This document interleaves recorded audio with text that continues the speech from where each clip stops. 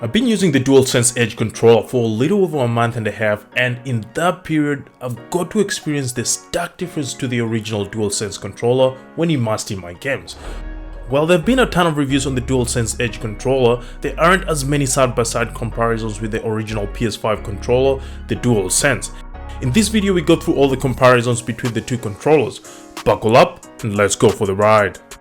Straight from the get-go, the first difference was the controller casing. The DualSense comes in a hard shell case and closed in a box, whereas the DualSense just comes in a box, which in all honesty I can't remember where I put it. Placing them side by side, you can see how the size and shape is almost similar, except for a few changes around the handles, thumbsticks, and around the back you can see the addition of trigger stops and orifices which the DualSense doesn't have. When it comes to the aesthetic changes, there are a few, starting with the rounding at the tip of the handles, thinning of the black line coming from the thumbsticks, inclusion of a glossy faceplate around the thumbsticks, which in my opinion is the ultimate fingerprint magnet. Rolling on the aesthetic changes, we can also see the buttons are now black compared to the transparent on the DualSense controller. Moving to the trackpad, there's also a color change from white to black with an additional feature in the form of the PlayStation icons. Turning the controllers around, we continue to see the changes with the addition of slip resistance inner grips, and being a person with sweaty hands, that would come in clutch when I'm deep in my campaigns. Moving up on the back side, we have the orifices for the two levers and half domes. Then a little further up, we have the trigger stops to adjust the travel distance for the L2 and R2 buttons. When it comes to the mechanical bit, the half domes and levers are swappable, and then again, depending on your preference, you can either have the half domes or levers. With all the design changes out of the way, let's take a deep dive into some of the most glaring differences, starting with the trigger stops. Without a doubt, this is one of the most significant changes to the PlayStation controller line, as they've never had a feature like this before coming directly from Sony. Comparing them to the DualSense, by default, when the trigger stops are on the longest marked position, they work the same exact way, but when you push the trigger stops to any of the other marked 2 positions, the travel distance changes. This gives you options depending on your preference. In my case, over the last month and a half when playing games like Call of Duty, I've had it in the short position because of the rapid trigger inputs I get, which enables me to shoot a lot faster due to the short travel distance. When playing games like Gran Turismo 7, having it in the longest marked position makes it a breeze cruising through the tracks. On the other hand, adjusting to the long travel distance of the DualSense was quite a challenge when playing FPS games, but nothing unusual when playing games like FIFA or NBA 2K23. Moving further down, we have the remappable back buttons. The DualSense Edge adds more functionality thanks to the half domes and levers that go into the orifices at the back of the controller. You can map them to serve as any other button on your controller. Getting them up and running is pretty straightforward. Simply stick either the half domes or levers on the orifices at the back of the controller and you're good to go. When playing games like Call of Duty, Spider-Man, actions like jumping and crouching can all be mapped using these buttons. This has made playing Call of Duty super easy for me as I don't have to move my fingers to perform certain actions. The obvious difference between the two controllers is the DualSense doesn't have remappable back buttons. While talking about the back, we might as well talk about the slip-resistant inner grips at the back of the DualSense Edge controller handles. To be honest, it feels nice and rubbery compared with the smooth surface on the DualSense controller. Moving back to the front panels, we've got the thumbsticks. When it comes to the thumbsticks, those on the DualSense controller are permanently fixed, and once your controller suffers stick drift, it's quite a process to get them fixed, as this will require you to open the entire controller, and if you don't have the technical know-how, I'd rather you buy a new controller because of the intricacies that go into rewiring them.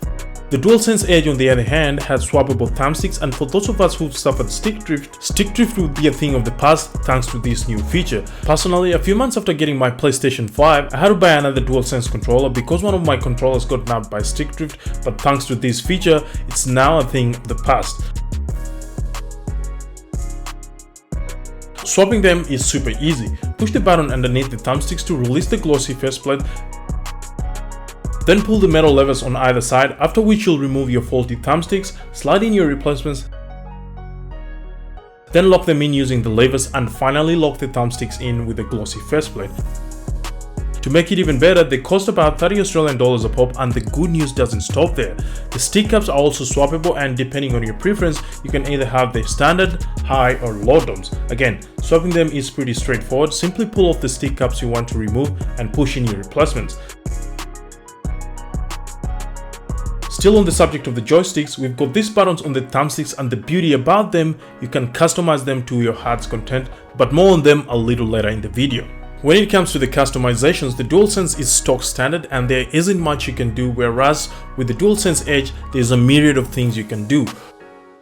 For the DualSense controller, custom button assignment is as far as you can go, and you can do this by going to settings, click on accessibility, then select controllers and click on custom button assignments, after which you'll select the button you want to change and assign it a function of your choice. When it comes to the DualSense Edge, it's a whole universe of customization. Remember when I talked about the buttons on the thumbsticks? That's your starting point. Press either of the function buttons and a function menu will pop up, after which you'll get access to several features including swapping between preset controls, setting profiles and adjusting your audio. For controller profile customization settings, hold on the function button, then press the option button to select customize profile. The custom profile menu will pop up and you can create up to 3 custom profiles to suit your gaming needs. Personally, this comes in handy since one profile wouldn't necessarily work for all the games I play. To create your custom profile, click on create custom profile, then type in your profile name. After that, click OK and you'll be directed to the profile customization menu. Over here, you can customize button assignments, adjust your stick sensitivity and set trigger dead zones, change the intensity of your controller vibrations and trigger depth. Mind you, that is just a glimpse of what you can do. If you'd like an in-depth look on the different customizations, let me know in the comment section. As for the price, with the DualSense Edge controller, you'll have to part ways with at least 340 Australian dollars, which if you'd ask me is a bit on the premium budget end of the market and almost 3 times the price of the DualSense controller, which you can get for as low as 79 Australian dollars. For the average consumer, I don't think getting the DualSense Edge is the best option, but in saying that, the discretion is always in your hands. Moving on to the battery life, I have to admit the DualSense Edge has poor battery life compared with the DualSense Edge controller, which actually confirms the rumors that were flying around before its release. On a full charge, the DualSense controller has been lasting me anywhere between 6 to 8 hours, whereas on the DualSense Edge I've been getting 5 to 6 hours. Something to note though, the timings may vary depending on your use case. They all come with USB A to C cables, although the DualSense Edge comes with a braided one and an additional connector housing which ensures the cable stays plugged in case you pull it off. Just be aware your console may be the thing flying across the room, provided the pulley is strong enough. Alternatively, on the charging front, you can also charge them using a charging dock and there's a myriad of options on Amazon. In conclusion, while the DualSense Edge and the DualSense Edge controllers are both good in their own right, the DualSense Edge is better thanks to its customizable options. For the average consumer, using the DualSense as your controller of choice shouldn't be that big of an issue, but for the pro gamers out there, the DualSense Edge would be a great addition to your arsenal. My only gripe with it is the price. If you've got to this point of the video, comment PS5 down below and don't forget to like, subscribe, share and click the notification bell to get notified whenever I post a new video. Check out my 2-year review of the PlayStation 5 to see how it's held up. People of the internet, I'm signing out. See you on the next one.